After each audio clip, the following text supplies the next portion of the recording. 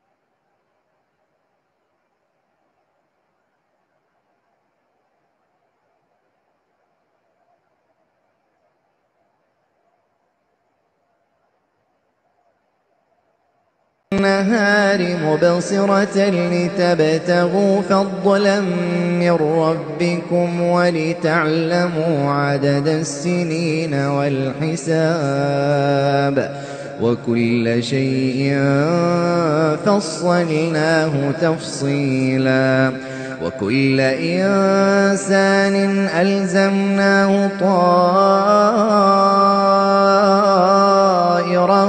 في عنقه ونخرج له يوم القيامة كتابا يلقاه منشورا اقرأ كتابك كفى بنفسك اليوم عليك حسيبا من اهتدى فإنما يهتدي لنفسه ومن ضل فإنما يضل عليها ولا تزر وازرة وزر أخرى وما كنا معذبين حتى نبعث رسولا وإذا أردنا أن نهلك قرية أمرنا متر فيها ففسقوا فيها فحق عليها القول فدمرناها تدميرا وكم أهلكنا من القرون من بعد نوح وكفى بربك بذنوب عباده خبيرا بصيرا من كان يريد العاجلة عجلنا له فيها ما نشاء لمن نريد ثم جعلنا له جهنم يصلاها مذموما مدحورا ومن أراد الآخرة وسعى لها سعيها وهو مؤمن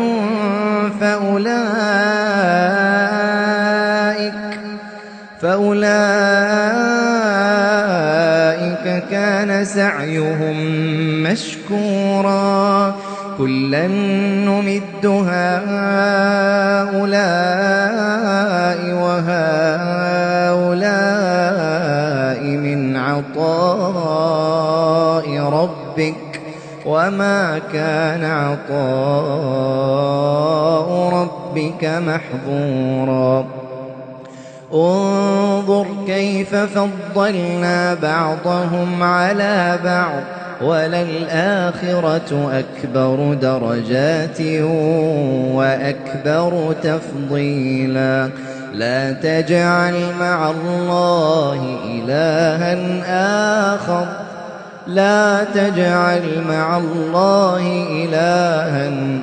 آخر فتقعد مذموما مخذولا وقضى ربك ألا تعبدوا إلا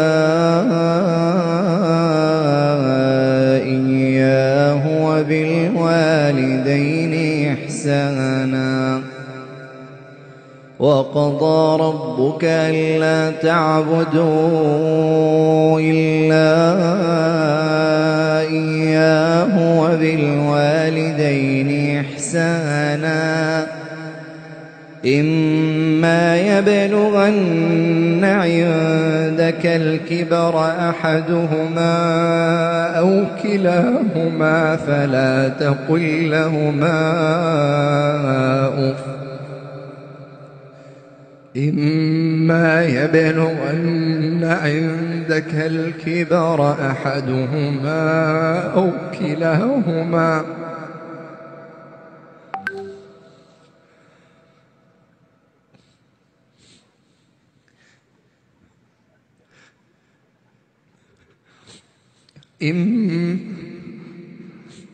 إما يبلغن عندك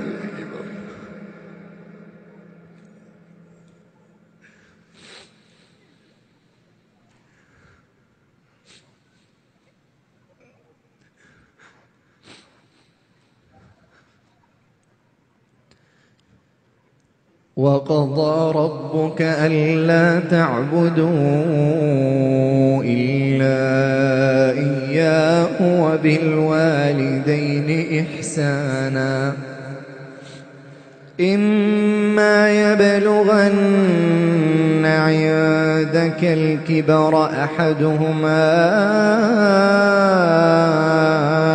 أو كلاهما فلا تقل لهما أف ولا تنهرهما وقل لهما قولا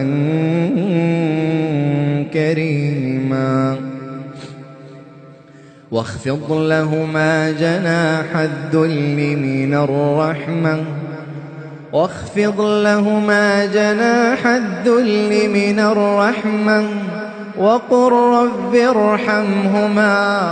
وقل رب ارحمهما كما ربياني صغيرا ربكم أعلم بما في نفوسكم إن تكونوا صالحين فإنه كان للأوابين غفورا وآت ذا القربى حقه والمسكين وابن السبيل ولا تبذر تبذيرا إن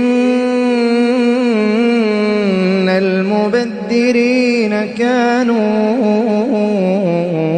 إخوان الشياطين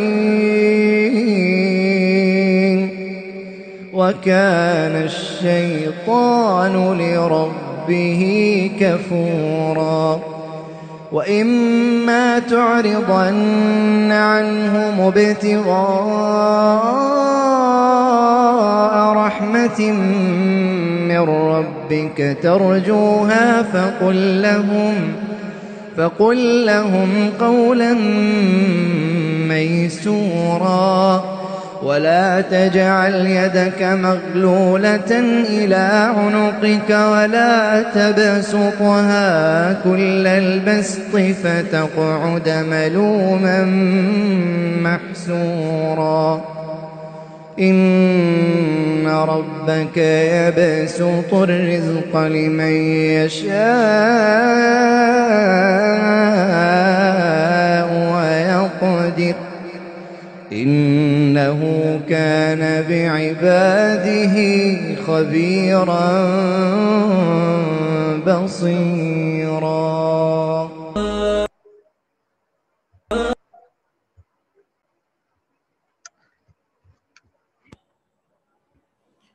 Alhamdulillah, kita sudah mendengarkan bersama murattal yang dibacakan oleh Syekh Bandar Na'aman, murattal yang begitu luar biasa, merdu, yang menenangkan hati dan menggetarkan jiwa tentunya, Tidak hanya kita mendengarkan, kita juga berusaha untuk memahami dan menerapkan dalam kehidupan sehari-hari.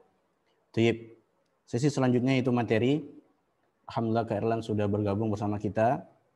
Assalamualaikum Kak Erlan. Ini kan suaranya.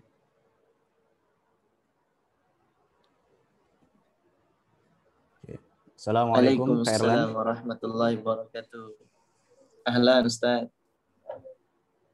Waalaikumsalam warahmatullahi.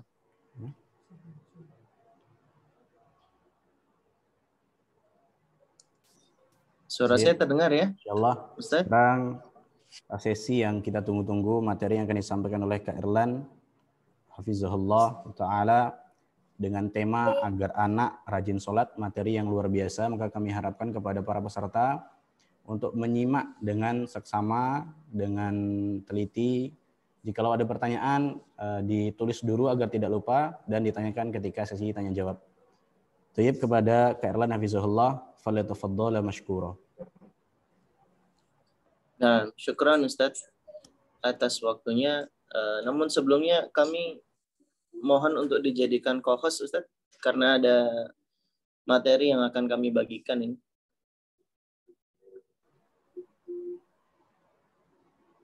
Oke. Nanti soalnya ada share konten yang ingin kami bagi ke ayah bunda. Baik.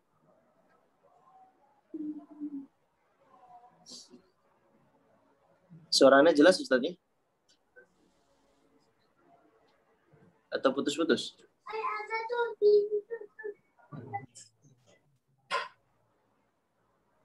Gimana Ustaz? Jelas suaranya? Alhamdulillah jelas Ustaz. Jelas ya? Tafadhal. Alhamdulillah. Baik, Anda tolong dijadikan co-host dulu ya Ustaz. Karena ini ada materi yang mau dibagi.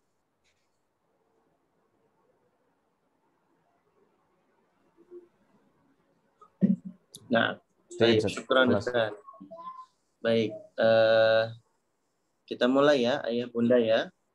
Nah, semoga Allah memberikan kemudahan dan kelancaran sehingga kajian kita pada kesempatan kali ini diberikan kemudahan dan kelancaran oleh Allah Subhanahu wa taala. Baik.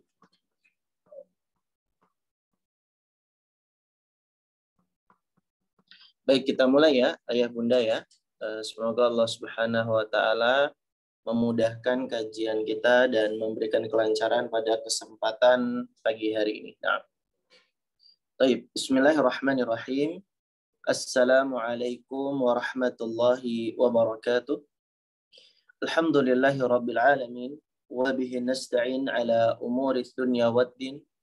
Wassalatu wassalamu ala ashrafil anbiya'i wal mursalin wa ala alihi wa ashabihi ajma'in, amma ba'du. Para aba, ummahat, ayah bunda sekalian yang mencintai Allah dan semoga pula dicintai oleh Allah Subhanahu wa taala. Alhamdulillah kita bersyukur kepada Allah Tabaraka wa taala yang telah memberikan kita banyak kenikmatan. Meskipun kita sering sekali berbuat dosa dan kemaksiatan, tapi Allah Subhanahu wa taala tidak pernah putus-putusnya memberikan banyak sekali kenikmatan kepada kita. Dan di antara nikmat yang terpenting adalah kita diberi nikmat al-Islam dan juga kita diberikan hidayah dan taufik dari Allah Subhanahu wa taala untuk bisa menjalani amal-amal ketaatan. Di antaranya adalah kajian yang sebentar lagi akan kita laksanakan, dan semoga Allah Subhanahu wa taala memberikan kepada kita ilmu yang bermanfaat, memberikan kita keikhlasan dan juga memberikan kepada kita ilmu yang berkah yang bisa kita amalkan dan kita dakwahkan. Allahumma 'allimna bima yanfa'una wanfa'na bima 'allamtana wa zidna ilma. Baik, ayah bunda, para aba dan ummahat, kita berterima kasih kepada asatidzah dan segenap jajaran ataupun yayasan dari Sekolah Islam Muhammad Al-Fatih Pontianak ya, yang sudah mengadakan kajian pagi hari ini. Tentu ada banyak kelelahan, ada banyak pengorbanan untuk bisa mengadakan kajian parenting ini. Kami juga ucapkan jazakumullah khairan kepada ayah bunda yang tergerak hatinya untuk ikut kajian parenting, karena kita ketahui dan sadari bersama-sama bahwa kewajiban mendidik anak itu bukanlah semata di pundak guru-guru di sekolah anak-anak kita, tapi justru malah kewajiban utama itu adalah di pundak kita selaku orang tua, karena Allah Subhanahu wa taala yang berfirman, ya ayyuhalladzina amanu qu anfusakum wa ahlikum nara. Wahai orang-orang yang beriman, jagalah diri kalian dan keluarga kalian dari api neraka. Dan yang menjadi khitab, yang diajak bicara pada ayat ini adalah para orang tua tentunya ya. Terlebih lagi adalah kepala keluarga. Sehingga orang tua itu punya kewajiban untuk mengajari anaknya, untuk menjaga anaknya dari api neraka dan mengajak mereka ke dalam surga. Dan kata Ali bin Abi Thalib radhiyallahu an ketika menafsirkan surat At-Tahrim ayat yang ke-6 tadi, beliau terangkan kepada kita bagaimana caranya menjaga anak dan keluarga kita dari api neraka. Caranya adalah dengan allimuhum wa addibuhum. Ajarilah mereka ilmu dan ajarilah mereka adab. Sehingga dari sini kita jadi memahami ayah bunda ya, bahwa ternyata kita sebagai orang tua ternyata wajib juga untuk belajar. Karena bagaimana kita bisa mengajari ilmu agama dan mendidik adab kepada anak-anak kita kalau kita sebagai orang tua tidak mau belajar. Faqidu syai' la yu'ti, kata pepatah Arab demikian ya. Kalau kita tidak memiliki, maka kita tidak akan bisa memberi. Oleh karenanya, penting sekali para orang tua untuk mempelajari begitu ya, bagaimanakah mendidik anak dengan baik. Dan pada kesempatan kali ini kita akan membahas sebuah tema yang cukup penting juga dalam dunia pengasuhan, dalam dunia pendidikan. Yaitu tema kita adalah bagaimana mendidik anak supaya dia rajin sholat. Ya, agar anak rajin sholat. Dan kita berdoa kepada Allah semoga kajian ini diberikan kelancaran oleh Allah, koneksi pemateri ataupun ayah bunda lancar-lancar semoga ya. Dan kita bisa mengambil faedah yang maksimal dan kita hanya berlindung, berharap dan memohon kepada Allah Subhanahu wa taala. Baik ayah bunda, Kak Erlan sudah siapkan satu slide untuk ayah bunda sekalian supaya kita bisa belajar bersama ya. Karena ini konsepnya sharing-sharing, belajar bersama, jadi bukan Kak Erlan yang mengajari ayah bunda, karena ayah bunda tentu lebih senior dari Kak Erlan dalam dunia pengasuhan. Tapi kita sama-sama belajar, kita sama-sama sharing faidah, dan semoga Allah Subhanahu wa taala memudahkan ya. Tayyib.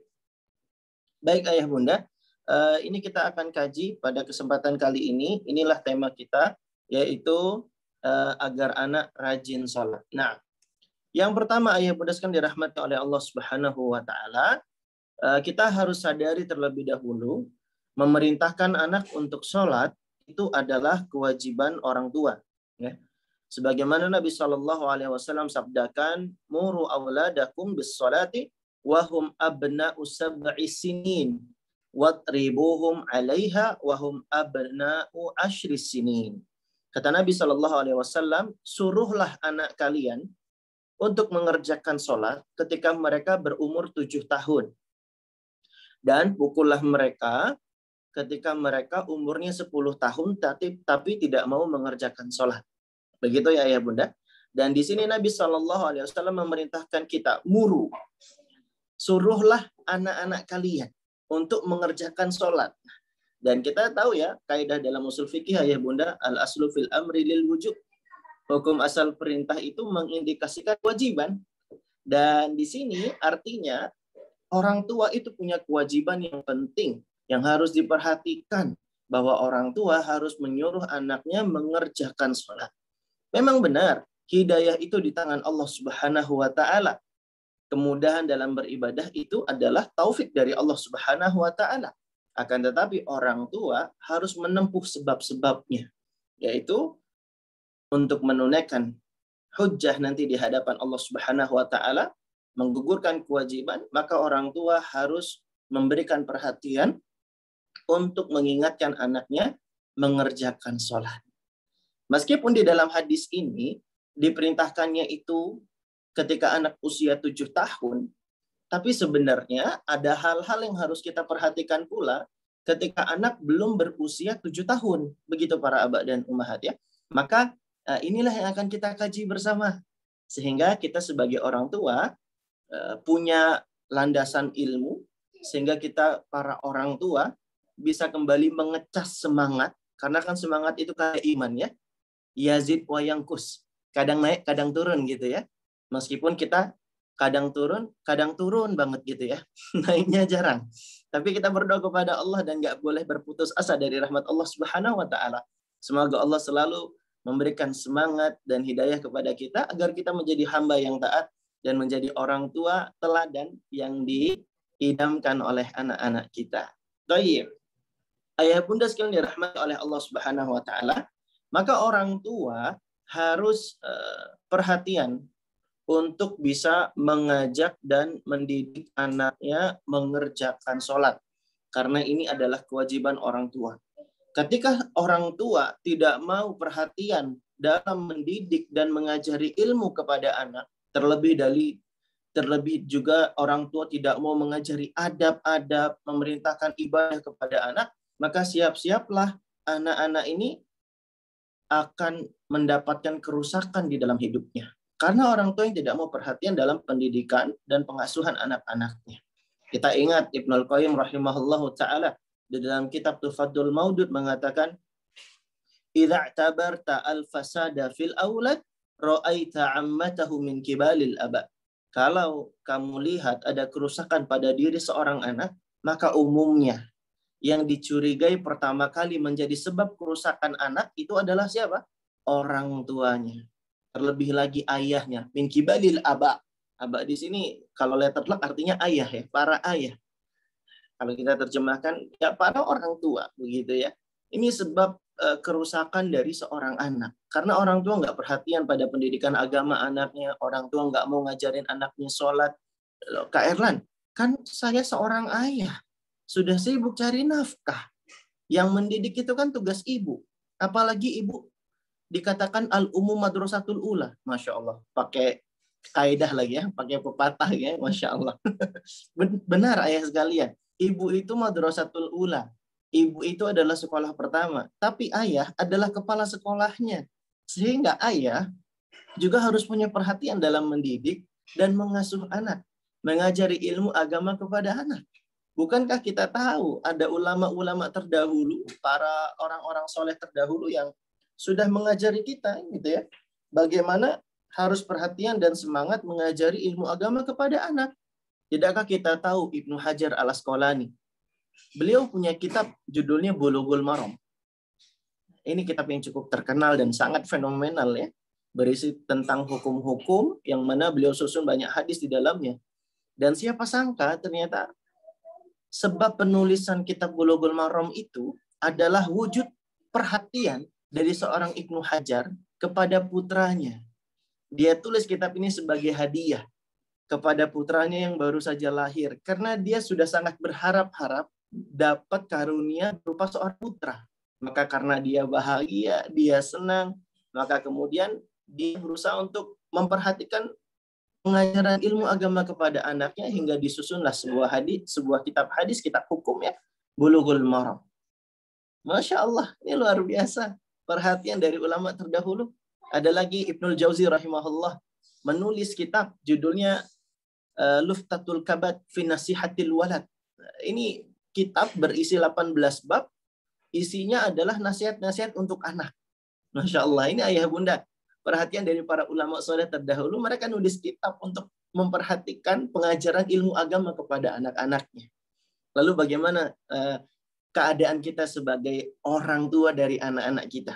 Pesan-pesan apa yang sudah kita berikan? Pengajaran ilmu apa saja yang sudah kita tanamkan dalam rangka menunaikan kewajiban kita sebagai orang tuanya. Kak Erlan, tapi saya itu baru hijrah Kak Erlan. Jujur aja baru tertarik belajar agama tuh baru-baru ini Kak Erlan. Nah, kalau begitu ya kita berpartner, itu solusinya. Dalam hal ini kita alhamdulillah diberikan kemudahan oleh Allah, diberikan pertolongan oleh Allah, menitipkan anak kita di sekolah Islam Muhammad Al-Fatih Pontianak begitu ya. Alhamdulillah bersama asatidzah guru-guru yang mendampingi anak-anak kita. Tapi sekali lagi, kewajiban kita tidak gugur sebagai orang tua.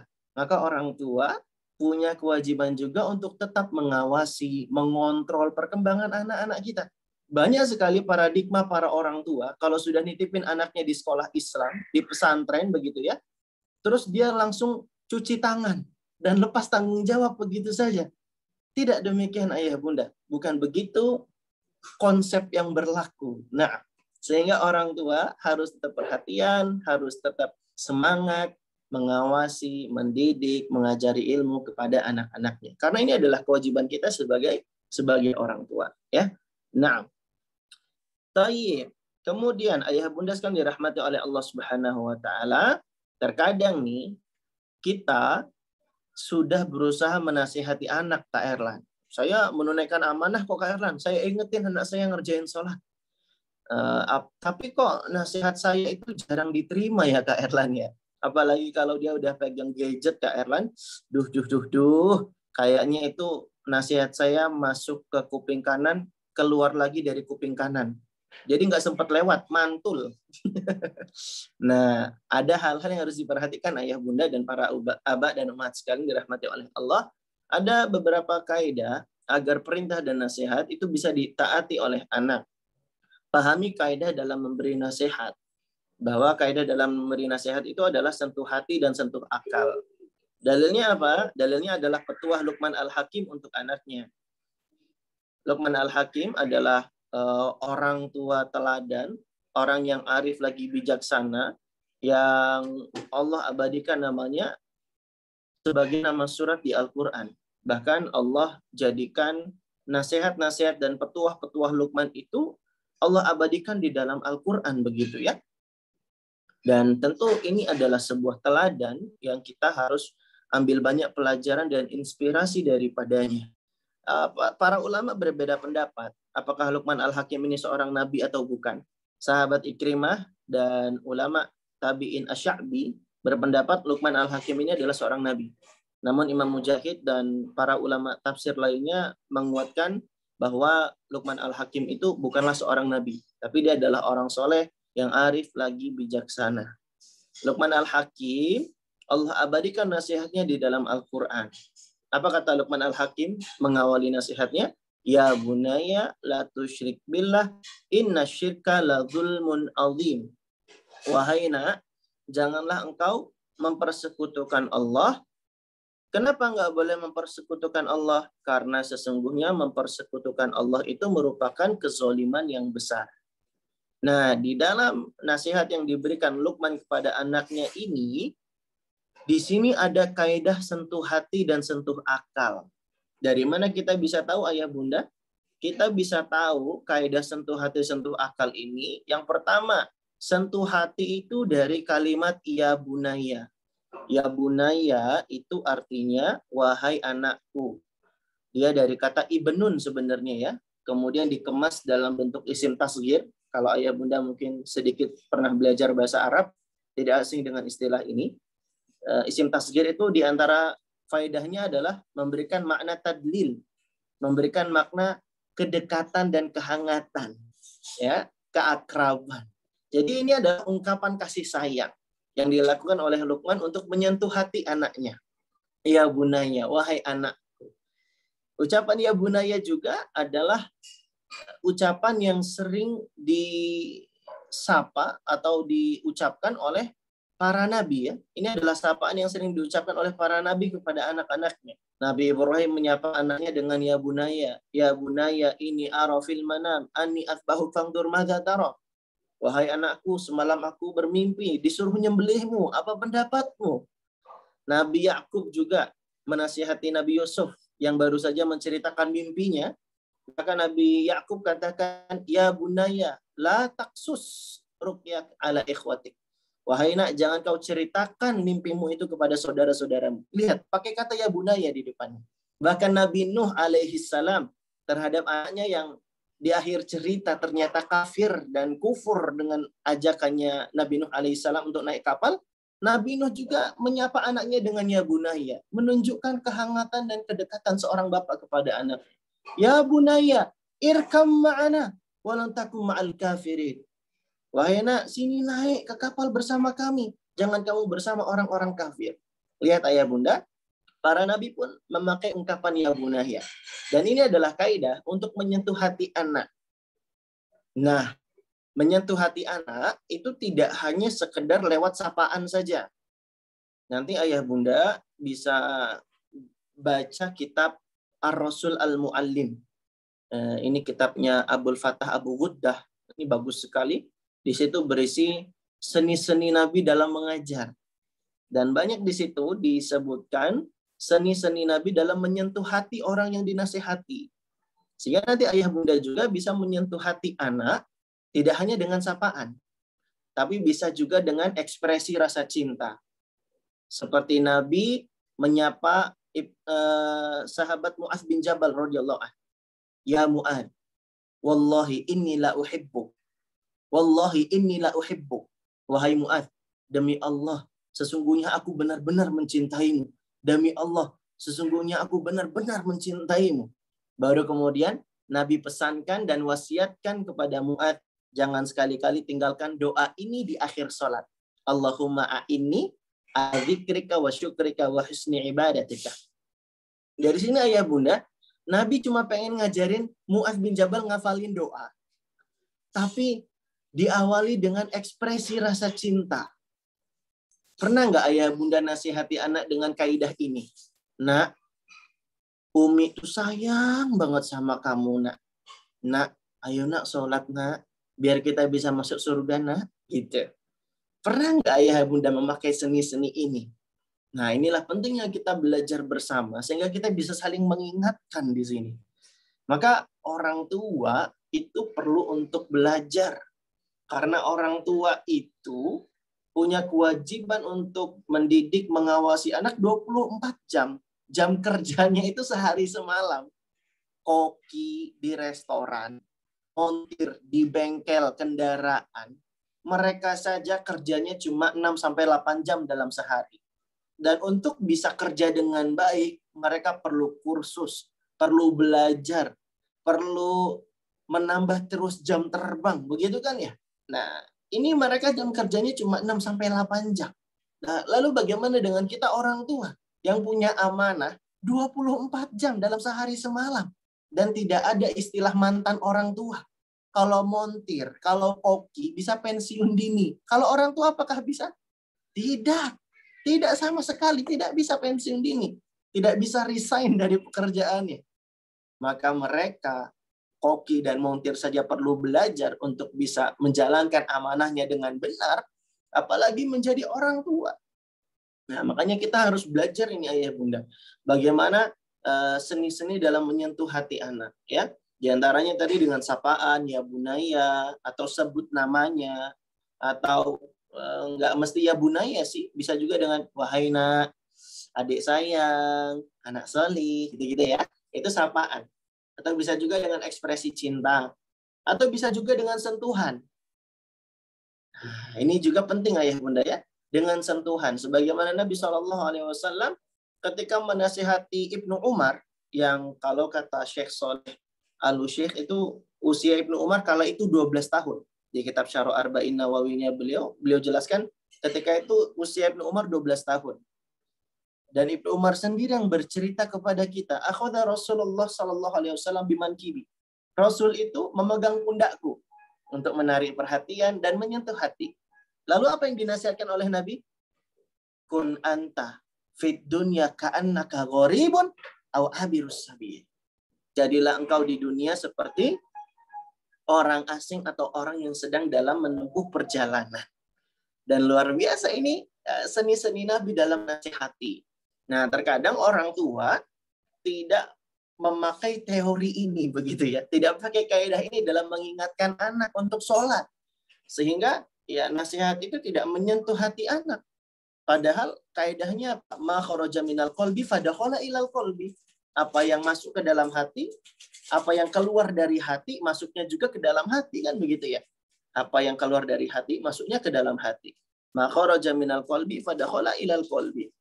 Makanya ada kaidah connection before correction. Connection before correction. Jadi bangun dulu keterhubungan baru kita bisa memberikan pesan ataupun koreksian. Kadang nasihat itu sulit diterima, ya karena kita hatinya jauh dengan anak-anak kita. Connection before correction. Dan yang paling penting juga ayah bunda, bahwa pemilik hati itu kan Allah Subhanahu wa Ta'ala ya. Ya, sehingga untuk mendekatkan hati juga harus banyak meminta dan memohon kepada Allah Azza wa Jalla. Begitu. Jadi ya ayah bunda juga tetap harus sering-sering banyak berdoa memohon kepada Allah sang pemilik hati, supaya nasihat kita mudah diterima oleh anak, supaya anak bisa mengamalkan apa yang kita nasihati, begitu ya. Dan kalau pengen Allah sang pemilik hati itu memberikan kemudahan dalam interaksi kita, dalam menasihati anak untuk mengerjakan ibadah terutama sholat, ya maka ayah bunda sebagai orang tua juga harus memperbaiki hubungannya dengan Allah Subhanahu wa Ta'ala. Makanya ada kaidah dari asar para ulama ya, man aslahal ma bainahu wa bainallah aslahallahu ma bainahu wa bainan nas. Man aslaha ma bainahu wa bainallah aslahallahu ma bainahu wa bainan nas. Siapa saja yang memperbaiki hubungan antara dirinya dengan Allah, maka Allah akan memperbaiki hubungannya dengan sesama manusia. Jadi ini sentuh hati ya ayah bunda. Ini pijakan kita pertama ini. Sebelum kita mengingatkan anak sholat, ini pijakan yang penting harus kita ketahui dulu. Pentingnya menyentuh hati anak. Sebelum memerintahkan mereka mengerjakan ibadah atau sebelum kita memberikan nasihat-nasihat kebaikan kepada diri mereka. Lalu yang kedua, yang kita bisa ambil pelajaran dari Luqman ketika menasihati anaknya adalah sentuh akal. Dari mana kita bisa tahu Luqman menyentuh akal anaknya? Luqman memberikan larangan kepada anaknya. La tusyrik billah. Jangan engkau berbuat syirik kepada Allah. Ini adalah poin sentuh akal yang pertama. Karena Luqman mengilmui apa yang mau dia sampaikan kepada anaknya. Kontennya benar, kontennya baik. Ini adalah poin pertama sentuh akal. Poin yang kedua, Luqman menyebutkan ta'lil. Alasannya, kenapa nggak boleh berbuat syirik? Inna syirka la dzulmun azim. Sesungguhnya syirik itu merupakan kezoliman yang paling besar. Alasan dalam memberikan nasihat ini juga merupakan kaidah penting yang harus kita perhatikan ayah bunda sekalian ya. Banyak kita suruh-suruh dan larang-larang anak tapi tidak kasih alasan. Akhirnya anak itu jadi sulit mendengarkan dan menjalankan apa yang kita nasihatkan, begitu ya. Nah, ini kita belajar dari Luqman, pentingnya menyampaikan alasan ya, pentingnya mengikut sertakan alasan dari setiap konten yang mau kita sampaikan, baik itu berupa perintah ataupun larangan. Nah, jangan duduk di depan pintu. Kenapa, Mah? Pokoknya nggak boleh aja. Nggak ada alasannya, pokoknya nggak boleh aja. Lah kenapa, Mah? Pokoknya nggak boleh aja. Akhirnya anak penasaran dan berulang kali melakukan kesalahan. Tapi kalau pakai alasan kan enak. Nak, jangan duduk di depan pintu. Karena nanti menghalangi tamu yang masuk. Padahal Nabi menyuruh kita melayani tamu. Memuliakan tamu. Man kana yu'minu billah wal yaumil akhir falyukrim doifahu. Kan gitu. Barang siapa yang beriman kepada Allah dan hari akhir, maka muliakanlah tamunya. Begitu. Nah, kalau pakai alasan juga, tapi harus pakai alasan yang benar ya, ayah bunda ya. Pakai alasan yang benar. Jangan seperti sebagian orang yang justru malah pakai alasannya alasan khurafat gitu ya. Nah, kalau nyapu yang benar, nyapu yang bersih. Kalau nggak bersih nanti istrinya jenggotan. Ini alasannya demikian dan ini adalah alasan yang tidak dibenarkan.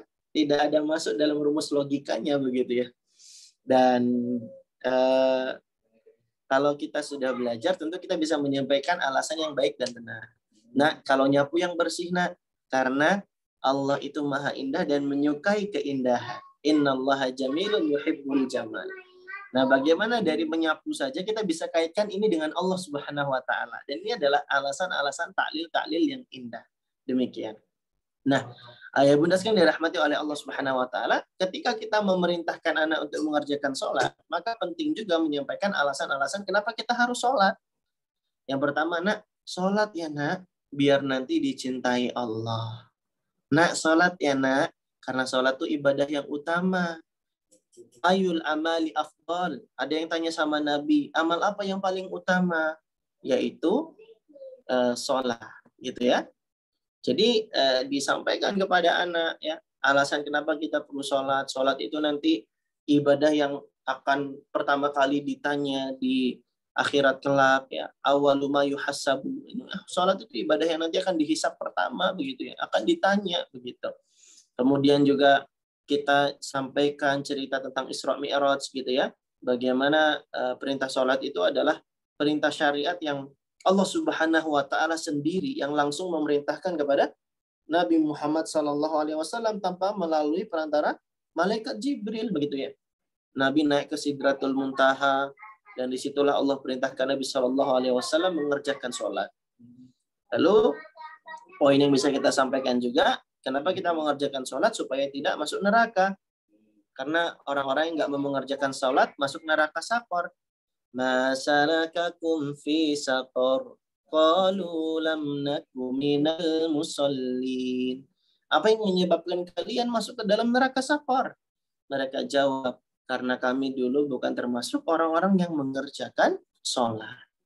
Nah, jadi sebelum kita menyampaikan atau menasehati atau memerintah anak mengerjakan sholat, maka ini pijakan pertama yang harus kita ketahui dulu ayah bunda. Pahami kaidah dalam memberi nasihat. Yang pertama, sentuh hati. Yang kedua, sentuh akal. Sentuh hati tadi bisa dengan sapaan, ya, bisa dengan ekspresi rasa cinta, gitu ya. Kemudian bisa juga dengan kelemah lembutan kita sebagai orang tua, tunjukkan kalau kita benar-benar menginginkan kebaikan kepada anak, begitu ya. Dan sentuh hatinya juga bisa lewat doa. Doa kepada sang pemilik hati, begitu ya. Sebagaimana Nabi Ibrahim alaihissalam yang berdoa kepada Rabb-nya, Rabbi ja'alni muqimas sholati wa min dzurriyyati, Rabbana taqabbal du'a. Ya Tuhanku, jadikanlah aku dan anak cucuku orang-orang yang tetap mendirikan sholat. Ya Tuhan kami, perkenankanlah doaku. Nah, ini doa yang bagus ya ayah bunda. Saran kami dihafalkan ya. Semoga Allah memberikan kemudahan. Nah, ini doa Nabi Ibrahim ya. Rabbi ja'alni muqimas sholati wa min dzurriyyati. Ya Tuhanku, jadikanlah aku dan anak cucuku orang-orang yang tetap mendirikan sholat. Ini Nabi Ibrahim loh ya bunda ya. Ini Khalilullah, kekasihnya Allah, nabinya Allah. Masih berharap dan berdoa, minta tolong sama Allah agar dirinya dan juga anak keturunannya menjadi orang-orang yang rajin mengerjakan sholat. Ini Nabi Allah, kekasih Allah. Masih berdoa kepada Allah. Lalu bagaimana dengan kita? Manusia biasa yang dosanya tidak lagi dapat dihitung dengan jari tangan dan jari kaki. Tentu kita lebih-lebih layak dan lebih-lebih pantas untuk berdoa kepada Allah Rabbul Izzati. Nah, sudahkah kita mendoakan anak kita untuk supaya mereka rajin mengerjakan sholat? Nah, mari kita renungkan bersama. Tayyib. Itu kebijakan pertama ya ayah bunda yang harus kita perhatikan agar anak rajin sholat adalah kitanya dulu yang harus introspeksi. Selama ini ngingetin anak ngerjain sholat itu sudah ada seni-seninya belum? Sudah menjalankan kaidah sentuh hati, sentuh akal belum? Nah, itu yang pertama. Apakah selama ini nasihati anak cuma marah-marah aja kerjanya? Nah, ini juga jadi masalah dan muskilah. Maka ini pijakan pertama. Dalam mengingatkan anak mengerjakan sholat, penting bagi kita untuk sentuh hati dan sentuh akal. Nah, yang kedua, pijakan kedua yang ayah bunda harus tahu adalah seni dalam mengajak anak mengerjakan sholat. Kita harus ilmui dulu ayah bunda bagian fase-fase usia anak untuk bisa diajarkan sholat. Ya, tadi berdasarkan hadis muru auladakum wahum abna'u sab'i sinin. Ya, berdasarkan hadis dari Nabi SAW, suruhlah anak kalian mengerjakan sholat ketika usia mereka 7 tahun. Watribuhum alaiha. Dan pukullah mereka kalau usia mereka berapa? Ashri sinin, 10 tahun. Nah, berdasarkan hadis itu, para ulama memberikan pembagian fase usia ayah bunda. Ya. Jadi fase 2 sampai 7 tahun ini adalah fase persiapan. Fase persiapan sebelum dia benar-benar diperintahkan di usia 7 sampai 10 tahun. Lalu nanti baru di usia 10 tahun ke atas, ini adalah fase ditegaskan. Baik. Yang pertama, fase sebelum usia 7 tahun. Ya, 2 sampai 7 tahun atau 0 sampai 7 tahun pun bisa sebenarnya ya. Baik. Di fase persiapan ini, kita harus tahu dulu nih ayah bunda, potensi apa sih yang paling berkembang pada indranya anak gitu ya. Sebagaimana firman Allah ya, kita itu kan lahir dalam keadaan tidak tahu apa-apa. Wallahu akhrajakum min butuni ummahatikum la ta'lamuna syai'ah. Allah mengeluarkan kalian dari perut-perut ibu-ibu kalian dalam keadaan kalian tidak mengetahui apapun. Wa ja'ala lakumus sam'a wal absara wal af'idah la'allakum tashkurun. Nah, di surat An-Nahl 78 Allah bilang, dan Allah lah yang menjadikan kalian, yang memberikan kalian as-sam'a. Ini yang disebut pertama, pendengaran. Wal absara, penglihatan. Wal afidah, dan hati. Ya, pemahaman. Gitu ya. La'allakum tashkurun, agar kalian menjadi orang yang bersyukur. Nah, di sini Allah sebutkan secara berurutan potensi indera manusia. As-sam'a, wal absara, wal afidah. Pendengaran, penglihatan, dan pemahaman. Dan ini berkesesuaian dengan fase tumbuh kembangnya anak. Karena 0 sampai 2 tahun, indera yang paling berpotensial berkembang pada anak itu adalah pendengaran. Maka di fase 0 sampai 2 tahun, yang bisa kita lakukan banyak-banyak itu adalah dengan sounding. Sounding itu bahasa Arabnya tasmi' atau mendiktekan, mentalkin. Jadi tasmi' dan talkin. Jadi sering-sering dengerin kalimat-kalimat thayyibah, sering-sering ucapkan la ilaha illallah. Sebagaimana Ummu Sulaim ya, ketika anaknya masih bayi, belum disapih sebelum 2 tahun, Ummu Sulaim udah sering-sering talkin la ilaha illallah wa asyhadu anna Muhammad Rasulullah. Kul la ilaha illallah. Katakanlah la ilaha illallah. Karena para ulama dulu berharap kalimat pertama yang diucapkan oleh anaknya ketika dia baru pertama kali bisa bicara adalah kalimat tauhid la ilaha illallah. Jadi disonding kalimat-kalimat zikir, kalimat-kalimat thayyibah begitu ya, mengenalkan Allah kepada anak. Mengenalkan zat yang nanti memerintahkannya untuk mengerjakan sholat. Nah, di fase 0 sampai 2 tahun, disonding. Lalu 2 sampai 7 tahun, as-sam'a wal absar. Nah, di fase 2 sampai 7 tahun itu selain pendengaran juga mulai bagus perkembangannya, penglihatannya juga demikian. Maka di fase 2 sampai 7 tahun, penglihatannya itu dominan, maka orang tua memberikan keteladanan. They act what they get. Karena mereka anak-anak itu akan berbuat sesuai dengan apa yang mereka lihat. Mereka akan berbuat seperti apa yang mereka perhatikan dari lingkungan sekitar. Ayahnya rajin ngerjain sholat, uminya rajin ngerjain sholat, anak-anak nanti jadi ikut-ikutan sholat. Sering nggak ayah bunda kita lihat anak-anak kecil ya, lagi kita sholat, dia ikut nimbrung, walaupun gerakannya nggak beraturan. Terus matanya kadang ke atas gitu ya. Kadang kalau lagi sujud naik ke kepala kita gitu ya. Sering nggak ya bunda? Ketika sholat, anak-anak itu ikut nimbrung sholat. Sebagian orang tua justru malah tidak menyenangi keadaan ini. Nah, jangan ganggu ayahnya sholat. Gitu. Padahal kita sebagai orang tua yang sudah belajar, harusnya bersyukur. Kenapa? Karena anak mulai mencontoh hal yang baik. Karena anak sudah mulai meniru yang baik. Jadi bukan dilarang secara total begitu. Sehingga anak justru malah nggak mau lagi niru-niru kita ngerjain sholat. Cukup nanti diarahkan pelan-pelan, nggak perlu marah-marah kepada anak. Karena justru kita harus apresiasi. Ini anak sudah mulai meniru kita, kan gitu. Makanya ini juga petuah dari guru kami Ustaz Aris Munandar, beliau katakan, kalau sudah punya anak, harusnya itu ibadahnya jadi makin taat. Dan ini dilakukan oleh ulama Sa'id bin Al-Musayyib ya, yang beliau katakan, ya bunaya, la azidanna fi sholati min ajlika. Wahai anakku, aku sungguh benar-benar memperbanyak jumlah sholatku karena dirimu. Para ulama menjelaskan di antara makna kalimat ini adalah Sa'id bin Musayyib sengaja menambah sholat karena di dalam sholatnya dia banyak bisa mendoakan anak. Di dalam ruku dan sujudnya. Ada juga yang mengatakan Sa'id bin Musayyib memperbanyak sholat di hadapan anak ketika anaknya lihat, maksudnya sholat sunnah ya ayah bunda ya. Kalau laki-laki kan sholat wajibnya di masjid. Ini bagi laki-laki sholat sunnah yang lebih baik itu di rumah. Karena dalam rangka memberikan contoh. Nah, Sa'id bin Musayyib juga memperbanyak rakaat sholatnya, sholat sunnahnya di rumah adalah karena anaknya juga nanti akan berdampak, gitu, terdampak dengan hal-hal yang baik begitu. Jadi anak melihat, karena anak kan penglihatannya dominan, begitu ya, di fase 2-7 tahun. Dan di fase 7 tahun ini juga sudah mulai ditanam rasa cinta kepada Allah ayah bunda. Mahabbatullah. Ini poin penting yang sering dilangkahi banyak orang.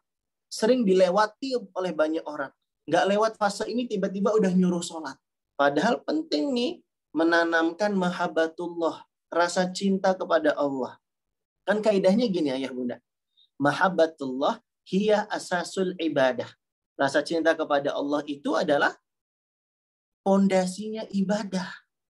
Jadi ibadah yang tidak didasari dengan rasa cinta kepada Allah akan menjadi ibadah yang hambar, hanya sekedar seremonial, hanya sekedar formalitas dan gerakan ataupun bacaan.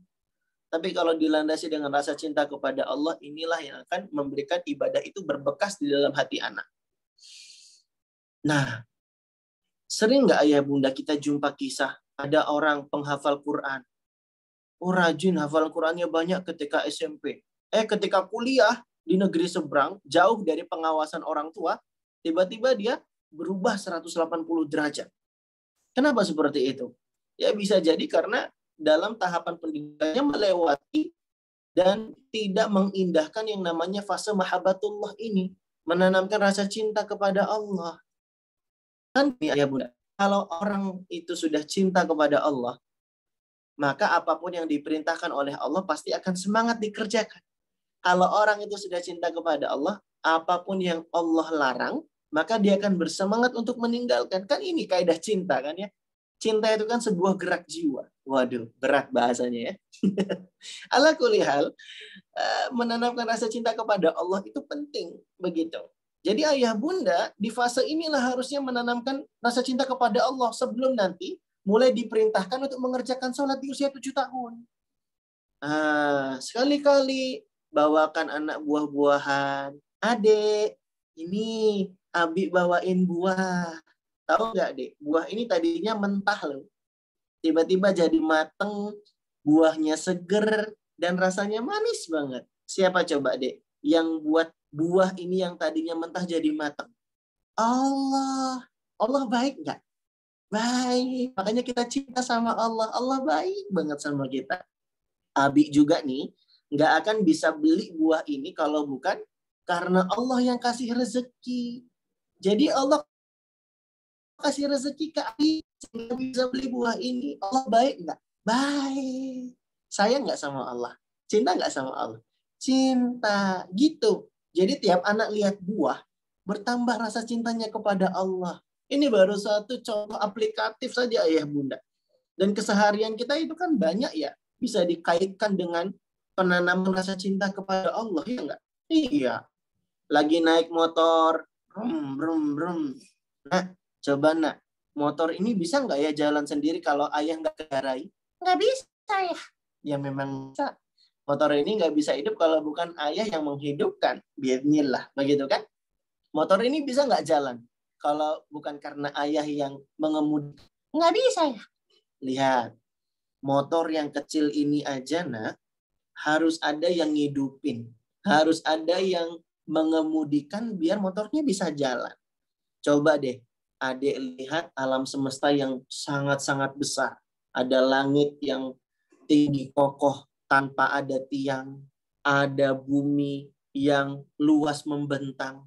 Ada matahari yang terbit dan terbenam. Mungkin nggak itu bisa terjadi dengan sendirinya? Nggak mungkin. Orang motor yang kecil aja harus ada yang dan aturnya. Apalagi alam semesta yang jauh lebih besar. Ada Allah yang mengaturnya semua. Ada Allah Subhanahu wa Ta'ala yang baik banget sama kita. Mengatur pergantian siang dan malam. Allah baik nggak sama kita? Baik. Coba bayangin. Kita siang terus. Nggak pernah malam. Enak nggak kira-kira? Nggak enak. Siang terus nggak ada malamnya. Boboknya nggak nyaman jadinya. Ya nggak? Iya. Ayah kita kerja terus. Nggak pulang-pulang. Coba bayangin. Kalau malam terus-terusan nggak ada siang. Enak nggak kalau malam terus? Nggak enak juga. Nanti kalau malam terus gimana? Nggak ada matahari berarti gelap-gelapan dong. Kan ada lampu. Nah, lampunya hidup terus, listriknya mahal bayarnya. Alhamdulillah, nah Allah itu sudah mengatur semuanya. Allah siapkan siang dan malam. Gimana? Bunyi ayat yang dihafal di surat An-Naba itu loh. Nah, sambil murajaah ayat-ayat yang sudah dihafal. Masya Allah. Jadi,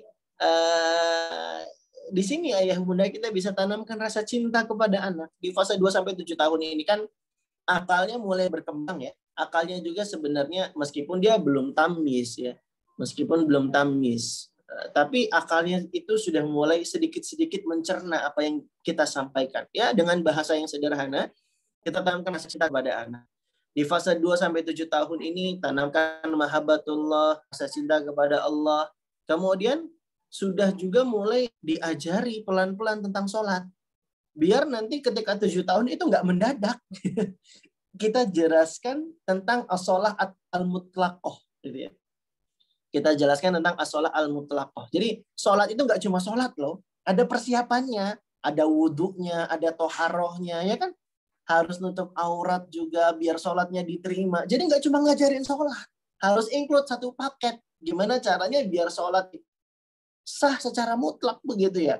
Jadi harus ajarin toharohnya, harus ajarin nutup auratnya, ngadap kiblatnya, kenalin tentang Ka'bah gitu ya. Jadi beginilah ayah bunda.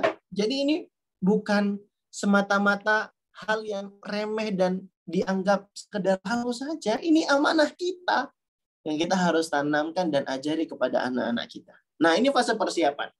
2-7 tahun. Nah, fase 7-10 tahun, ini fase diperintah.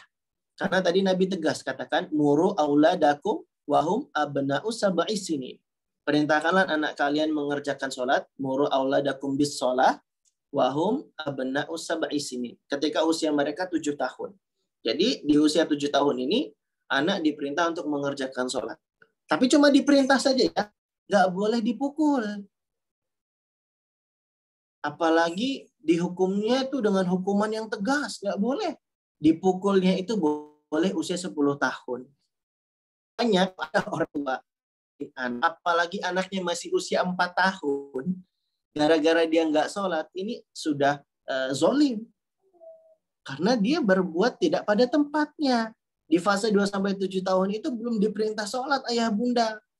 Jadi nggak marah-marah, nggak dihukum, apalagi dipukul. Nanti pukulnya di usia 10 tahun. Mereka ini belum balik loh. Tapi sejak dini sudah dibiasakan dengan sholat. Kenapa? Karena kata Ibnu Mas'ud, wa'awiduhum al-khayra fa'inal khayra bil'adah. Biasakanlah anak-anak itu dengan kebaikan karena amal kebaikan itu buah dari kebiasaan. Begitu. Nah, makanya Nabi sudah sejak dini mengajari anak-anak untuk mengerjakan sholat. Walaupun mereka belum balik, kan ya? Mereka belum balik, tapi perintahnya sudah dimulai sejak 7 tahun. Di sini, fase 7-10 tahun, ayah bunda nanti akan banyak memberikan targhib, motivasi, ceritain tentang surga, kasih reward, kasih hadiah, boleh nggak? Boleh. Sebagaimana ulama soleh terdahulu ya, kalian pernah baca riwayatnya di kitab Al-Ihtifal bi Adab wa Ahkamil Atfal. Di sana dijelaskan oleh Syekh Al-Am dan Al-Ghamidi, beliau jelaskan sebuah riwayat yang menyebutkan bahwa dulu ada ulama yang ngasih makan kacang-kacangan begitu ya untuk anak yang mau sholat jamaah di masjid. Jadi ngasih reward boleh nggak? Boleh. Bahkan Ibrahim bin Adham kalau kalian tidak salah, dia tiap nyatet satu hadis dapat 1 dirham dari ayahnya. Jadi boleh nggak ngasih reward, ngasih hadiah? Boleh. Tapi ketika ngasih hadiah harus tetap memperhatikan kaidah-kaidahnya, tidak terlalu berlebihan dan dikasih penekanan kepada anak. Nah, ini hadiah ayah kasih bukan karena ini tujuan utama kamu ya. Jadi tujuan utama itu tetap balasan dari Allah, pahala dari Allah. Nah, hadiah ini cuma motivasi saja ya. Ini cuma efek sampingnya aja. Hadiah dari Allah itu lebih utama. Nah, ini untuk mengatasi mindset anak yang nggak mau beribadah kalau nggak dikasih hadiah. Ya, jadi reward nggak apa-apa, tapi dikasih penekanan, dikasih catatan kepada itu ya.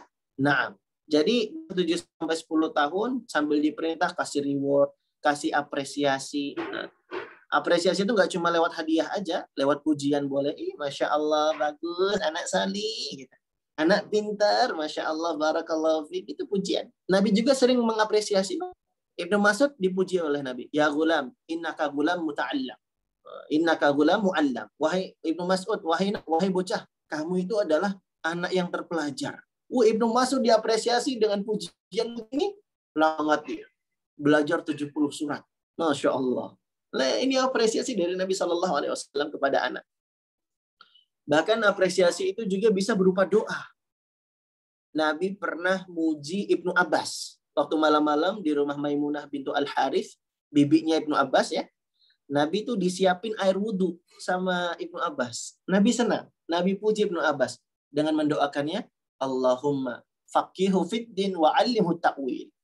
Ya Allah, fahamkanlah ia dalam urusan agama dan berilah ia pemahaman dalam ilmu tafsir.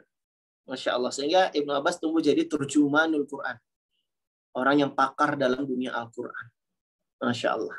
Nah ini dengan motivasi diperintah anak di fase 7-10 tahun. Dengan kalimat-kalimat verbal.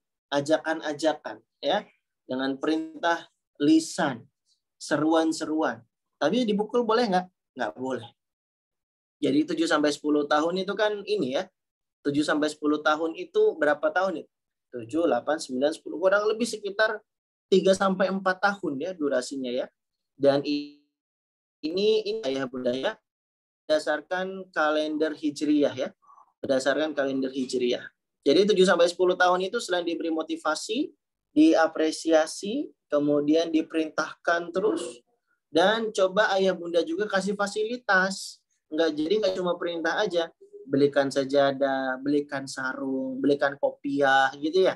Jadi dia senang untuk mengerjakan salat ya. Sebagaimana ini dalilnya di surat Yunus ayat 87 ini ya.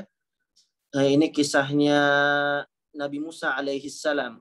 Wa auhayna ila Musa wa akhihi an tabawwa'a liqaumikuma bimisra buyutan wa ja'alu buyutakum qiblatan wa aqimus shalah. Wabashiril mu'minin. Dan kami wahyukan kepada Musa dan saudaranya, ambillah olehmu berdua beberapa buah rumah di Mesir untuk tinggal bagi kaummu, dan jadikanlah olehmu rumah-rumahmu itu tempat sholat. Dan dirikanlah olehmu sholat serta gembirakanlah orang-orang yang beriman. Nah ini diberi fasilitas untuk mengerjakan sholat dan bahagiakan mereka dengannya. Nah ayah bunda kalau diberi kelapangan rezeki, ya sediakan ruang musola untuk mengerjakan sholat bersama keluarga. Ya. Kemudian kasih sarung, kasih peci, mukena, sejadah, dan lain-lain. Ya, beri fasilitas, jadi nggak cuma sekedar perintah-perintah saja. Dan di fase ini juga kita memang harus sabar. Ya, ya bunda ya. Kita harus sabar. Kenapa? Karena kita nggak boleh mul. Kita harus sabar ngingetin aja gitu ya. Selama 3-4 tahun perjalanan seusia kedua ini. Dan bayangin ayah bunda ya, kalau ada 3 tahun, 7-10 tahun ya, 7, 8, 9, masuk 10 kan ya, berarti 3 tahun. Dalam sehari ada 5 kali sholat. Setahun ada 365. Kali 3, berarti kita harus anak dengan sabar sebanyak 5.475 kali ya bunda. Sabar ngingetin, nah ayo sholat nah. Nah, ayo sholat, nah. Banyak nggak ini ngingetinnya? Banyak banget ayah bunda. Makanya perlu sabar yang penuh dengan perjuangan. Perlu sabar yang penuh dengan pengorbanan. Maka itulah sebabnya kenapa Allah perintahkan nabinya supaya keluarganya itu diperintahkan untuk mengerjakan sholat. Wa'mur ahlaka bis sholati wastobir 'alaiha. Lihat nih ayah bunda. Perintahkanlah keluargamu mengerjakan sholat wastobir 'alaiha. Nah, di sini ada uniknya nih ayah bunda. Karena di dalam ayat ini Allah tidak memakai kata wasbir, tapi pakainya kata wastobir. Istobaro itu wazan fiilnya dari ifta'ala. Bimakna lil quwwah. Jadi dia untuk menunjukkan kuatnya, gitu ya. Sehingga kata isbir itu artinya bersabarlah. Kalau istobir, bersabarlah dengan penuh perjuangan. Makanya di sini Allah perintahkan nabinya untuk menyuruh warganya mengerjakan sholat, kemudian bersabarlah atasnya. Bersabarlah dengan sangat, bersabarlah dengan penuh perjuangan. Wa'mur ahlaka bisolati wastobir 'alaiha. Makanya pakai istobaro di sini ya. Istobir. Karena sabarnya itu penuh perjuangan. Bayangin, 5.000-an kali kita ngingetin anak sholat. Nggak mukul, nggak boleh mukul. Nanti mukulnya di usia 10 tahun kalau mereka masih nggak mau sholat. Masya Allah. Ya, tayyib. Dan yang terakhir, tidak terasa sudah 10.15 ini Ustadz. Kita cukupkan ya. Yang terakhir, di usia 10 tahun ke atas, sebagaimana sabda Nabi, watribuhum 'alaiha. Pukul mereka. Kalau mereka usianya 10 tahun tapi nggak mau mengerjakan sholat. Maka di sini memukul adalah bagian dari tarhib. Memberikan ancaman. Tarhib artinya ancaman ya. Soalnya banyak orang bilang kajian tarhib Ramadan. Berarti itu kajian ancaman Ramadan ya. Kalau motivasi Ramadan, tarhib pakai gha. Kalau tarhib artinya ancaman ya. Jadi usia 10 tahun boleh dipukul sebagai bentuk tarhib. Kak Erlan, berarti Islam agama yang keras? Masa ngajari untuk mukul anak? Tidak demikian. Islam agama yang damai, yang penuh dengan kasih sayang. Justru adanya tarhib, memberikan pukulan, ini merupakan bentuk pendidikan yang ideal. Pendidikan yang ideal itu tidak resesif, tidak pula permisif. Resesif itu apa? Resesif itu otoriter, serba marah, serba pukul, serba gertak, ancem terus kerjaannya. Nah, ini resesif namanya. Tidak pula permisif. Permisif itu apa-apa serba boleh, longgar, nggak pernah ditegesin, nggak pernah dinasehatin. Nah, ini resesif, ini permisif namanya. Nah, pendidikan dan pengasuhan yang ideal itu adalah terletak di antara tengah-tengah antara permisif dengan resesif. Jadi dia al-jam'u baina targhib wa tarhib, menggabungkan motivasi dan ancaman. Nabi adalah manusia yang paling lembut, tapi Nabi yang bertahan untuk menggantungkan cambuk tempat yang anggota keluarga itu bisa lihat. Ini adalah untuk tarhib gitu ya. Dan pun begini, kalaupun boleh dipukul, syaratnya itu ketat. Jadi nggak serta-merta langsung main pukul gitu, enggak. Jadi ada kaidah-kaidah ketatnya. Nah, kita bahas ini terakhir ya. Syarat boleh memukul anak yang nggak mau mengerjakan sholat. Yang pertama, nggak boleh mukul di saat kemarahan memuncak. Karena kalau marahnya memuncak, emosinya nggak kekontrol, memukulnya jadi melampaui yang diperbolehkan. Kemudian nggak boleh mukul di wajah, perut, dan dada. Karena ini organ-organ vital. Bahaya buat kesehatan anak. Yang ketiga, jika anak baru sekali melakukan kesalahan, jangan langsung dipukul, tapi beri kesempatan dulu untuk bertaubat dan berjanji untuk tidak mengulanginya. Lalu kemudian, pukulan pertama pada anak belum balik hendaknya tidak keras. Untuk awal hanya 1-3 kali pukulan saja di kaki atau tangan. Kalau sudah balik, jika dirasa kurang, maka bisa ditambah frekuensinya. Lalu yang terakhir, yang memukul harus orang tua sendiri, ya. Jangan diwakilkan pada kakak atau adik. Kenapa? Karena nanti bisa menimbulkan balas dendam. Nah, ini kaidah-kaidahnya ya. Jadi ada syarat yang banyak ini. Dan boleh memukul pun kalau misalnya kita udah berusaha meluruskan kesalahannya dengan berbagai macam metode nasihat. Nasihati dengan lisan, udah. Nasihati dengan isyarat, udah. Kita diemin juga udah. Masih aja keterlaluan, nggak mau ngerjain sholat, baru di situ jalan terakhir adalah boleh dipukul. Tapi pukulnya pun ada beberapa syarat-syarat ketentuan yang harus kita perhatikan ya. Nah, jadi itulah yang bisa kita sampaikan dalam pembahasan agar anak rajin sholat. Semoga yang sedikit ini bermanfaat buat diri kami pribadi dan juga para abah dan ummahat. Demikian yang bisa kami sampaikan. Wassallallahu ala nabiyyina wa ala alihi wa ashabihi ajma'in wa akhiru da'wana anilhamdulillahi rabbil alamin. Kita kembalikan ke moderator kita. Silakan Ustaz. Fadhal.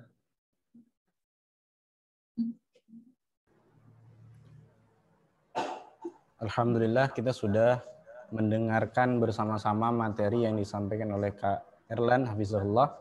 Materi yang sangat penuh dengan keilmuan. Masya Allah, Alhamdulillah hari ini kita mendapatkan ilmu baru. Bagaimana cara mendidik anak. Ternyata untuk mengajak anak sholat itu bukan hanya sekedar untuk diajak, yuk sholat. Ya, tidak. Tapi juga ada teknik-tekniknya yang tadi sudah dijelaskan oleh Kak Erlan. Kita harus memanggil anak dengan panggilan yang baik. Kemudian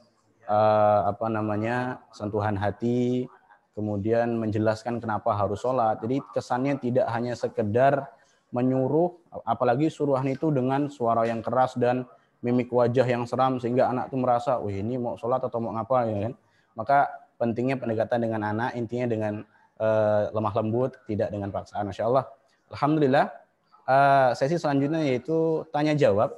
Nah, kami persilahkan kepada ayah bunda yang ingin bertanya, silahkan mengaktifkan raise hand-nya untuk bertanya. Dan yang terpenting tentunya bertanya tentang tema ya, karena tema kita tentang anak. Ya boleh-boleh saja bertanya tentang utang piutang, tapi lebih efektifnya tentang anak, karena materinya tentang anak. Nah, kami persilahkan kepada ayah bunda, tafadhol.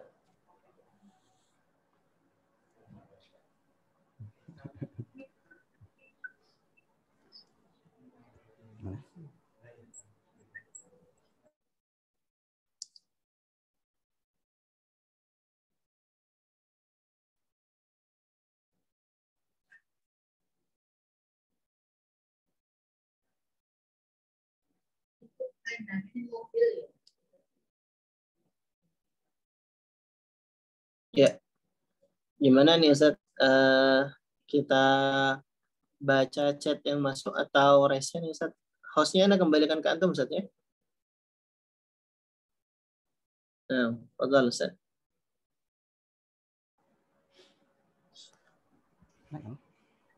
Oke, jadi pertanyaannya menggunakan chat ya? Chat.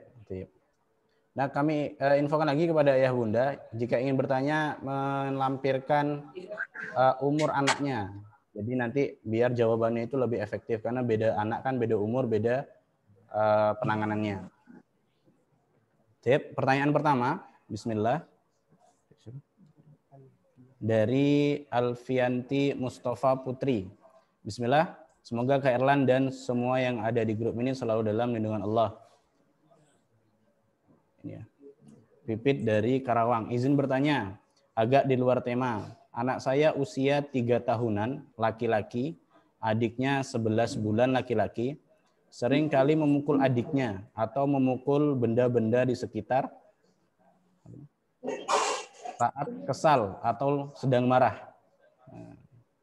Disonding sudah, dihukum juga sudah, dimarahi juga sudah, tapi masih saja diulangi.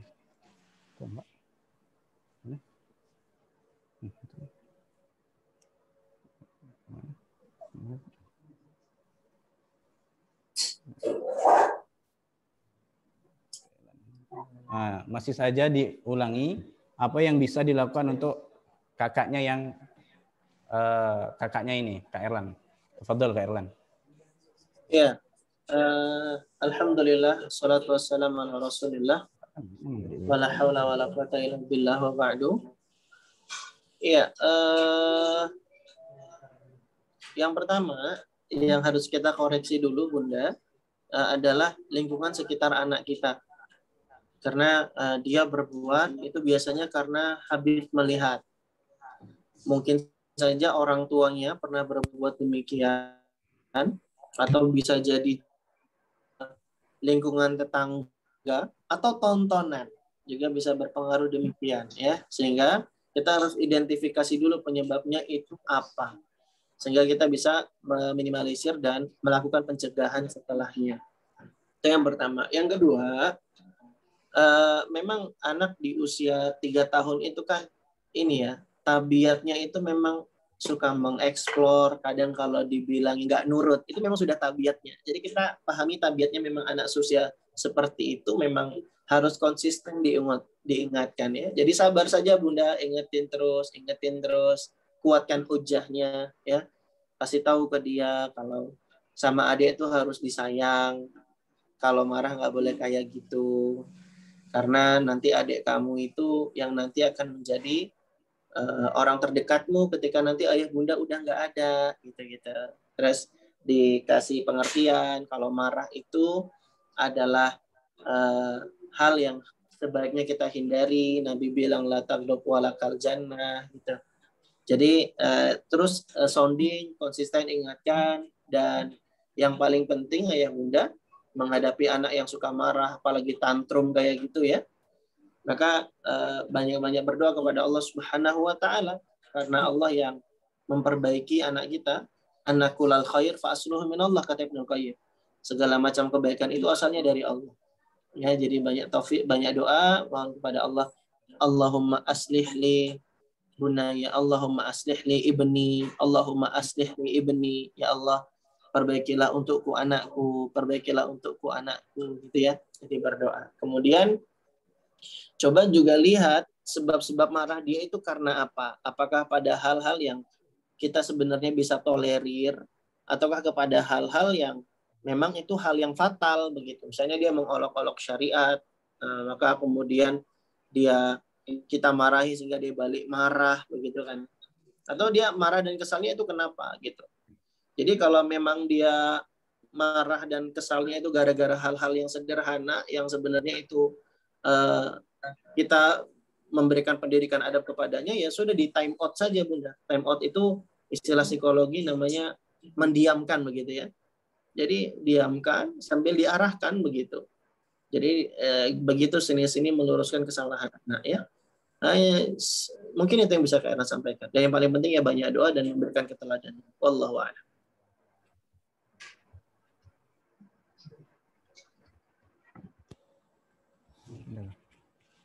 Baik, syukran kepada Kak Erlan yang sudah memberikan jawabannya. Pertanyaan kedua dari Umu Andika. Bismillah Kak Erlan, anak kami ada 2, yang sulung 7 tahun laki-laki, sudah tumbuh fitrah imannya. Jika masuk waktu sholat wajib dan duha, sudah langsung mengerjakan dengan kesadaran sendiri sejak 6 tahun 3 bulan. Untuk adiknya, perempuan 5 tahun, sudah mau ikut sholat, namun kadang saat ibunya berhalangan sholat, adiknya tidak mau sholat. Katanya, ibu enggak sholat, kok dedek sholat. Nah, sedangkan sudah dijelaskan sedang berhalangan sholat dan lain sebagainya. Jadi setiap sepekan halangan sholat, saya ajak ke masjid baru mau sholat. Dan kadang umunya ajak kajian dan ngaji, cuma untuk sholat enggak mau. Masih dikatakan, ibu enggak ikut sholat maksudnya. Bagaimana caranya menumbuhkan kesadaran sholat untuk anak yang perempuan ini, adiknya ini? Apa ada perbedaan cara antara anak laki-laki dan perempuan? Cara pendidikannya mungkin Ustaz. Fadhal Ustaz. Iya. Untuk cara mendidik anak yang di bawah 7 tahun sebenarnya tidak ada perbedaan ya. Ya intinya konsepnya menanamkan rasa cinta kepada Allah.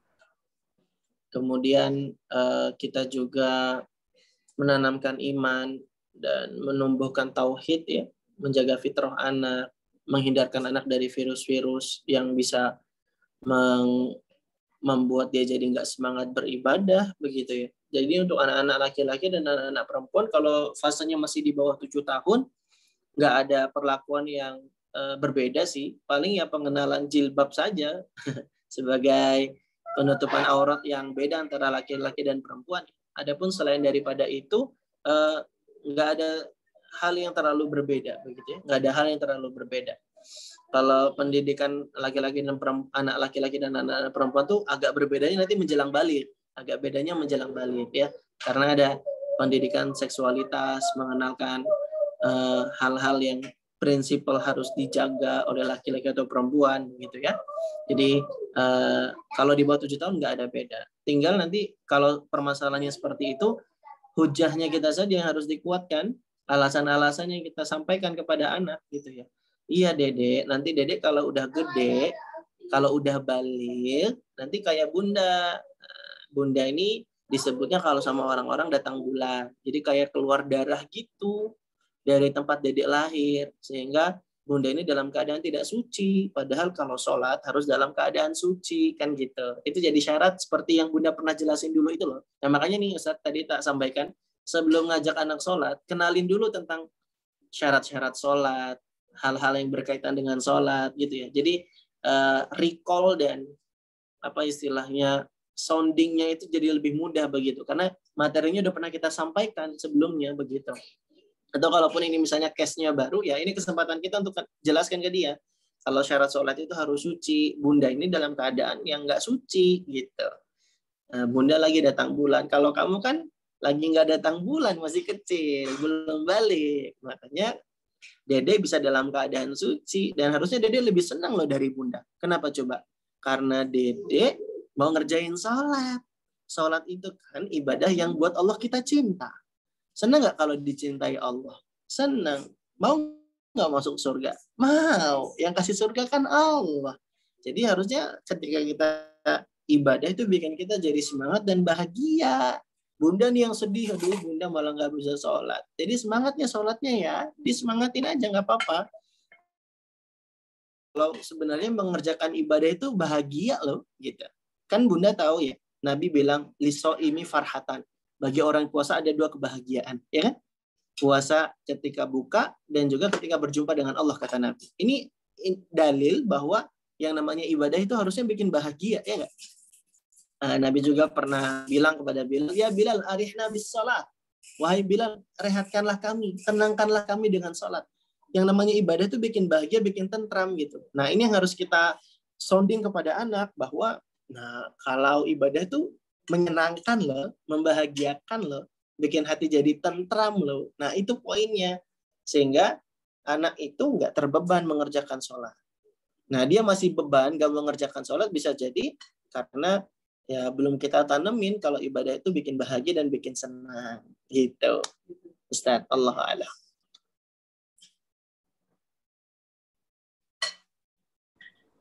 Masya Allah, jawaban yang luar biasa dari Kak Erlan. Barakallahu fiik. Kemudian pertanyaan yang menggunakan raise hand kepada Bapak Sutrisno Risun. Nah, kami persilakan untuk bertanya secara langsung. Baik, jazakallah khairan atas kesempatannya. Assalamualaikum warahmatullahi wabarakatuh. Waalaikumsalam warahmatullahi wabarakatuh. Semoga Ustadz Erlan dan juga tim dari SIMA Pontianak mendapatkan rahmat dari Allah Subhanahu wa taala. Pertanyaannya Ustadz, ini berkaitan dengan sholat. Bagaimana bila orang tua yang memiliki anak yang sudah memiliki anak gitu. Artinya orang tua ini sudah menjadi seorang nenek, kemudian dia memiliki anak yang sudah menjadi orang tua, namun anaknya ini tidak mau untuk sholat. Bahkan sudah sampai tahunan dia tidak melakukan sholat gitu. Apakah sudah gugur kewajiban orang tua untuk memerintahkan anak atau seperti apa? Dan juga bagaimanakah peranan dari saudara-saudaranya si anak tadi Ustaz? Apakah berdosa bila si saudara-saudara ini juga ketika sudah pernah memerintahkan untuk sholat namun dia tidak mau sholat? Apakah berdosa bila si saudaranya juga kayaknya udah kita nggak usah perintahin lagi untuk sholat deh gitu. Mohon jawaban yang Ustaz. Jazakallahu khairan. Jazakallahu khairan. Ini Ustadz Eno kayaknya nih suaranya ya. Insya Allah. Ya, baik. Amanah jadi orang tua itu kan sampai kita meninggal dunia ya. Kita bisa ambil faidah ini dari kisahnya Nabi Yakub alaihissalam yang Allah sebutkan di surat Al-Baqarah itu, kalau tidak salah di ayat 133 ya. Ketika Nabi Yakub Yakub alaihissalam sampai di akhir hayatnya meninggal dunia begitu ya, Nabi Yakub itu masih sempatnya bertanya kepada anak-anaknya. Apa kata Nabi Yakub alaihissalam? Ma ta'buduna min ba'di. Apa yang kalian sembah setelah sepeninggalku. Dan di surat Al-Baqarah ayat 133 ini kan jadi dalil betapa Nabi Yakub itu masih perhatian gitu ya. Sampai di akhir hayatnya Nabi Yakub pun masih tetap berusaha untuk menasehati anaknya dan memastikan akidah anaknya itu bagaimana begitu. Maka ini pelajaran buat kita bahwa orang tua itu ya sampai meninggal dunia tetap berstatus sebagai orang tua, tetap punya amanah jadi orang tua yang harus perhatian juga terhadap anak-anaknya begitu ya.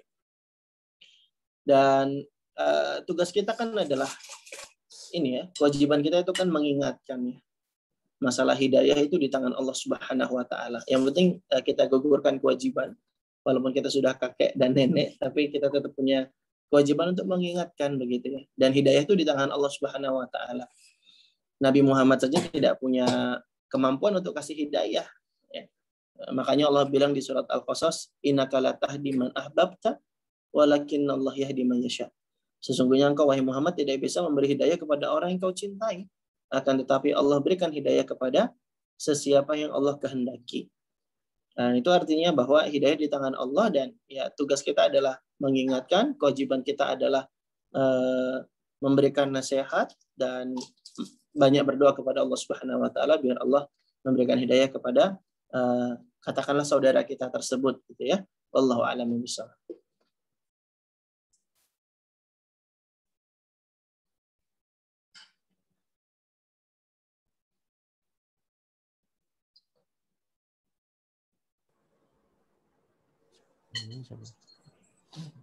Alhamdulillah, terima kasih kepada Khairlan yang sudah memberikan jawabannya. Kemudian lanjut ke pertanyaan yang menggunakan raise hand atas nama Safaras ya.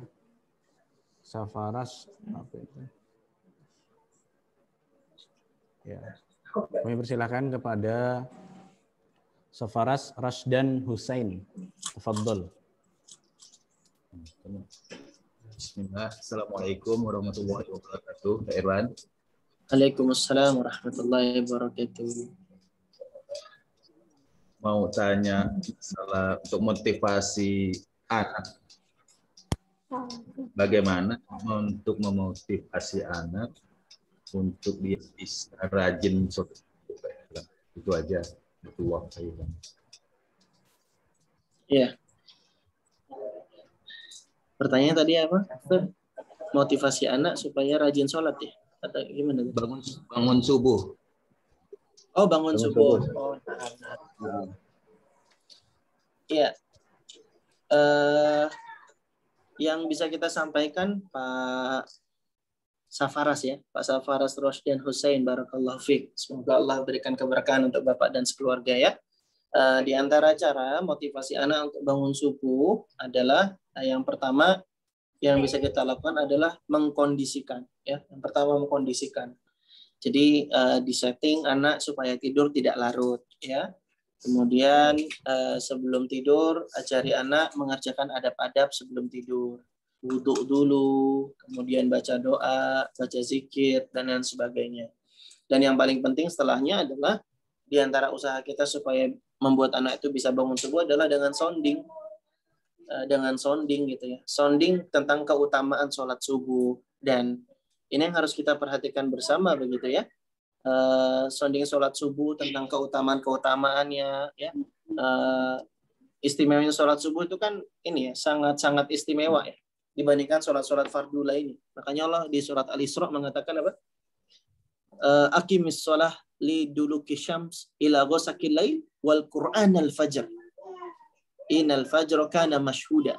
Kata Allah Subhanahu wa taala di surat Al-Isra, tegakkanlah salat di kala siang dan malam begitu ya. Jadi kala siang itu kan sebenarnya ada dua salat ya, ada zuhur dan asar. Tapi diwakili dengan satu kata, duluki syams ila ghasaqil lail. Dan ketika matahari terbenam di saat malam begitu ya, ada 2 sholat juga kan ya, sholat maghrib dan sholat isya.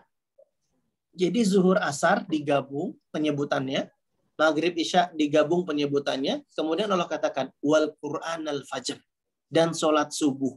Nah, sholat subuh di sini disebut dengan Qur'an al-fajr karena diidentikan dengan Al-Quran, sebab sholat subuh itu adalah sholat fardu yang disunahkan baca Qur'annya, baca surat pendeknya itu panjang-panjang. Hanya disebut dengan Al-Quran al-Fajr. Inna Quran al-Fajri kana masyhuda. Kenapa dengan sholat subuh? Karena sholat subuh itu disaksikan oleh para malaikat. Nah, di surat Al-Isra ini Allah katakan sholat subuh disaksikan oleh para malaikat. Pertanyaannya, apakah sholat maghrib, isya, zuhur, asar itu tidak disaksikan oleh para malaikat? Jawabannya tentu saja disaksikan oleh para malaikat. Tapi sholat subuh Allah khususkan di sini penyebutannya untuk menunjukkan keistimewaan sholat subuh. Nah, ini bisa kita sounding pertama. Ini nak, sholat subuh itu istimewa. Nak. Allah sebutkan secara bersendirian. Wal Qur'an al-Fajr. Sholat zuhur, asar digabung jadi satu. Maghrib, isya penyebutannya diwakilkan jadi satu. Tapi sholat subuh disebut sendirian. Lalu dikatakan, Inna Qur'an al-Fajri kana masyhuda. Sholat subuh itu disaksikan oleh para malaikat. Ditegaskan benar-benar oleh Allah. Sehingga ini istimewanya sholat subuh. Nah. Lalu kemudian kita sebutkan juga di dalam sounding itu, bahwa sholat subuh itu pahalanya besar. Lah sholat sunnah qobliyahnya saja, khairun minat dunia wa ma fiha. Lebih baik daripada dunia dan seisinya. Ini baru sholat sunnahnya, apalagi sholat subuhnya begitu ya. Sehingga dengan menjelaskan motivasi keutamaan semisal ini yang biasanya akan membuat orang jadi semangat. Kan begitu ya, kita dengar nasihat dari para asatidzah ya. Kalau pengen semangat beramal, coba cari tahu dulu deh keutamaan amal itu apa, begitu ya. Dan itu yang kadang-kadang bisa membuat kita jadi tambah semangat mengerjakan amal. Dan itulah poin-poin sounding kita kepada anak gitu. Atau kasih reward juga boleh. Besok kalau bangun subuh bisa sholat subuh sama Abi di masjid, nanti dapat hadiah ya. Dapat hadiah. Kita makan es krim bareng. Atau kita makan kebuli bareng gitu ya.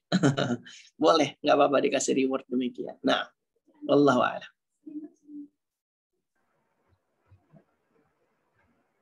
Mungkin satu lagi, Ustaz.